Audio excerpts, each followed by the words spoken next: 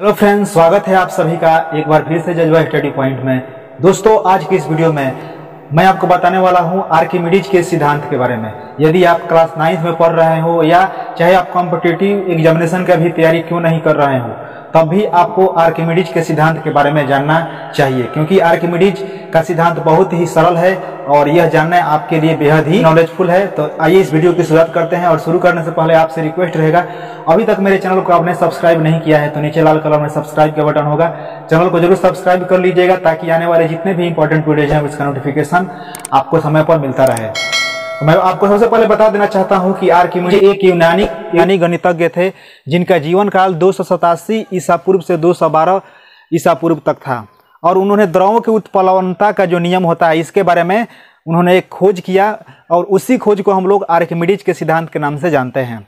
तो आखिर आर्किमिडीज का सिद्धांत क्या होता है, पूरे विस्तार से मैं आपको बताने वाला हूं। अगर पूरे अंत तक इस वीडियो को देख लेते हैं तो आपको कहीं दूसरे जगह अब आर्किमिडीज के सिद्धांत को पढ़ने की जरूरत नहीं है, न ही किताब में देखने की जरूरत है। बस आप समझिए इस सिद्धांत को कि कैसे आर्किमिडीज का सिद्धांत कार्य करता है और आर्किमिडीज का सिद्धांत क्या होता है।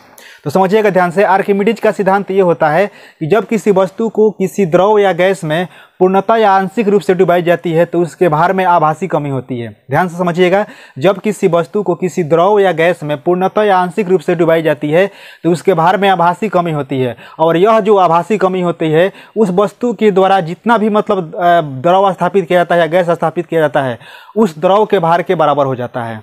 जैसे समझिएगा ध्यान से, जैसे मान के चलिए कि एक यहाँ पर हम आपको फिगर के द्वारा समझाना चाहते हैं। जैसे मान के चलिए कि एक कमानीदार तुला यहाँ पर रखा गया है। देखिएगा, ये वजन को यहाँ पर समझिएगा ध्यान से, ये वजन को डिनोट करने के लिए ऐसा रखा गया है, ठीक है ना। वजन को डिनोट करने के लिए कमानीदार तुला का ये संकेतक है, इसमें वजन डिनोट होगा कि कितना वजन है। इसमें समझिएगा ध्यान से, फिगर के द्वारा मैं आपको समझा देना चाहता हूँ आर्किमिडीज के सिद्धांत को। अब इसमें हम क्या करते हैं कि एक बेलनाकार बर्तन हम कोई लगा लेते हैं, ठीक है ना। यहाँ पर हम क्या करते हैं कि एक बेलनाकार कोई बर्तन हम यहाँ पर लगा देते हैं। एक बेलनाकार बर्तन यहाँ पर, ये जो कमानीदार तुला दिखाई दे रही इसके हुक में, इसको हम क्या करते हैं कि जोड़ देते हैं लगा। बेलनाकार ये बर्तन है और इसके नीचे एक बेलनाकार धातु का जो टुकड़ा होता है उसको हम यहाँ पर लगा देते हैं। बेलनाकार धातु का टुकड़ा हम यहाँ पर क्या करते हैं, इसमें लगा देते हैं। समझिएगा ध्यान से, ठीक है ना। और क्या करते हैं कि इसका जो वजन होगा इस धातु की वजह से, देखिए इसमें दो चीज़ है, एक बेलनाकार बर्तन है और नीचे एक धातु के इसका जितना भी वजन है हम क्या करते हैं कि इस कमानीदार तुला में नोट कर लेते हैं। सपोज दैट इसका वजन मान लेते हैं कि 5 kg है। इस टोटल का वजन क्या करते हैं, मान लेते हैं कि 5 kg इसका वजन है, ठीक है ना, टोटल का। अब हम क्या करते हैं, इन सारे चीज़ों को क्या करते हैं, बीकर लेते हैं, ठीक है ना, और उसमें क्या करते हैं कि पानी भर देते हैं, ठीक है ना। एक बीकर सपोज दैट ले लेते हैं, इसमें पूरा पानी भरा हुआ है, ठीक है। और इसमें क्या करते हैं कि एक यहाँ पर टोंटी भी लगा हुआ है, एक टोंटी भी लगा हुआ है। टोंटी का काम होगा कि इससे जो पानी मान के चले बाहर गिरेगा, इसी के द्वारा मतलब आकर जो पानी मान के चले अधिक होगा इसी से होकर बाहर नीचे गिरेगा। तो हम क्या करते हैं कि इस बर्तन को क्या करते हैं, ये जो भी दिखाई दे रहा है बेलनाकार बर्तन, इस बीकर में क्या करते हैं कि रख देते हैं, ठीक है ना। अब इसको क्या करते हैं, इसमें पानी भरा हुआ है, इसको डुबा देते हैं। तो जैसे ही डुबाएंगे यहाँ पर जो ये टोंटी बना हुआ है, ठीक है ना, इस टोंटी से क्या होगा, पानी गिरने लगेगा। और पानी जब गिरने लगेगा ना, तब पानी जहाँ गिरेगा इसके लिए हम क्या करते हैं कि यहाँ पर एक बीकर हम लगा देते हैं, ठीक है ना। एक छोटा सा हमें यहाँ पर बीकर लगा देंगे, और जो मान के चले कि पानी इसमें से पानी मान के चले कि भरा हुआ है। अब इसको जैसे ही डुबाते हैं तो इसमें से क्या होता है कि कुछ पानी जो होता है इस टोंटी से होकर इसमें आकर मतलब समा जाता है, और जितना पानी इसके द्वारा विस्थापित किया गया है सारा पानी मतलब इस आयतन के इसको डुबाने के कारण जितना पानी मतलब अंदर मतलब बाहर गिरता हो, सारा पानी इसमें क्या होता है कि आके जमा हो जाता है, इसमें इस बर्तन में जमा हो जाता है।